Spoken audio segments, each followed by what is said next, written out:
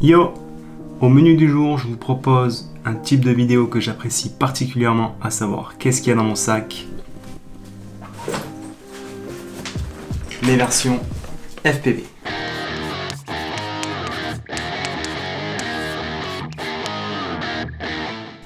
Je vous propose de commencer par le plus visible sur le sac, à savoir les drones.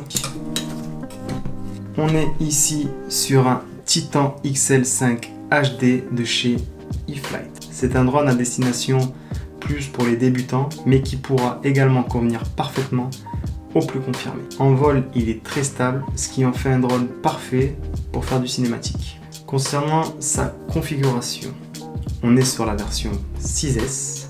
Pour les moteurs, on est sur des T-Motor Pacer en 1750 kV, monté avec des hélices Ethic S5 cinématique. Concernant la stack, c'est celle d'origine de chez eFlight, la F7. On est sur un Air Unit pour la transmission vidéo. On retrouve également un buzzer autonome pour le retrouver en cas de crash si la batterie venait à se débrancher du drone. On a également un GPS et pour la partie réception, on est sur un Nano RX de chez TBS. Voilà pour ce petit drone. Ici, on est sur un drone plus typé entraînement et freestyle. Concernant la frame, on est sur une TBS Source One dans sa version 3. Il est également monté en 6S et en HD. Pour la partie moteur, on est sur des Blackbird en 1950 kV avec des hélices Azure Power Johnny Freestyle. Concernant la stack, on est sur une F7 de chez T-Motor également. On a un Air Unit pour la transmission vidéo. On retrouve également un buzzer autonome pour les mêmes raisons expliquées avec le drone précédent. On a aussi un GPS. Et pour la transmission radio, on est sur un Nano RX de chez TBS également. Petite précision, initialement ce drone n'est pas prévu pour être en HD ni accueillir de Air Unit, mais je l'ai un peu modifié en surélevant la plaque supérieure pour pouvoir y insérer le Air Unit comme ça au-dessus de la stack. Pour le sac, on est sur un Lowe Pro, le modèle c'est le ProTactic 450 AW2. Que dire sur ce sac, il est juste parfait. Je m'en servais initialement pour la photo, mais depuis que je fais du FPV, je l'ai un peu recyclé et il me sert plus qu'à mettre mon matériel drone. Donc il est parfait. Pourquoi? Déjà d'extérieur, il y a plein d'attaches dit Tactics comme ceci, où on peut y mettre des sangles pour pouvoir y attacher nos drones ou d'autres accessoires. Il dispose de deux poches extérieures. Donc dans celle-ci, je vais y mettre tout ce qui est petit outillage pour pouvoir faire des réparations très minimes sur le terrain. On va y retrouver un tournevis avec des clés Allen, du scotch, des straps de lipo de rechange au cas où, un tournevis plat, une clé pour pouvoir enlever les hélices au cas où elles cassent, des vis de rechange. C'est pas dit qu'on perd pas des vis en vol avec toutes les vibrations. Et des riselants. Au cas où. Voilà, c'est tout pour cette poche. Dans l'autre poche, je mets rien de spécial. Il me sert à mettre le plus souvent mes clés ou mon téléphone. Je vous propose maintenant de passer à l'intérieur du sac. Alors, il s'ouvre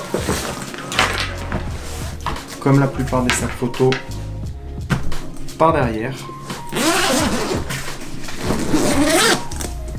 Quand on l'ouvre, voilà comment c'est présenté. Donc il est divisé en plusieurs compartiments.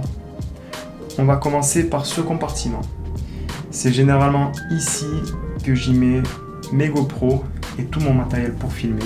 Donc là il est en train de filmer actuellement, donc il n'est pas dans le sac. Mais on va quand même y retrouver ici les GoPro. Donc je suis sur des GoPro 6.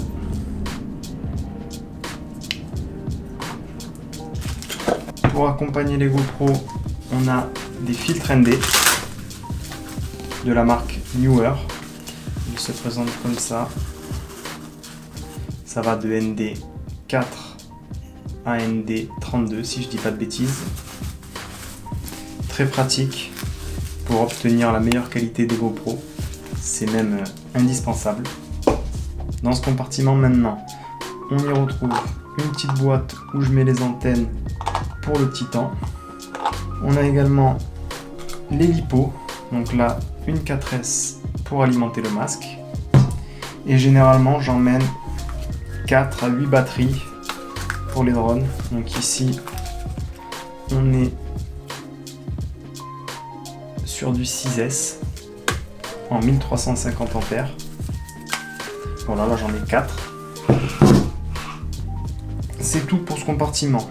Maintenant sur ce compartiment il va y avoir un peu de matériel de rechange basique, des hélices pour les deux drones, une paire d'antennes au cas où, très important, encore des hélices, et ensuite en dessous on va passer à la radiocommande. Donc ici on est sur une Taranis QX7. Que dire sur cette radiocommande? C'est l'entrée de gamme, le premier prix. Pour autant, elle est parfaite, elle est agréable lors de sa prise en main. Elle dispose de plein d'interrupteurs, tous paramétrables, pour pouvoir faire plein de choses sur nos drones. Le seul petit défaut peut-être, c'est qu'elle est quand même imposante. Pour la partie émission, par contre, j'ai installé le module TBS Crossfire. Donc c'est un module très connu dans le milieu du FPV, ce qui nous permet de faire du long range comme on dit. Donc pourquoi j'ai installé ce module? C'est principalement pour la fiabilité de transmission en radio. Donc j'ai jamais eu une coupure.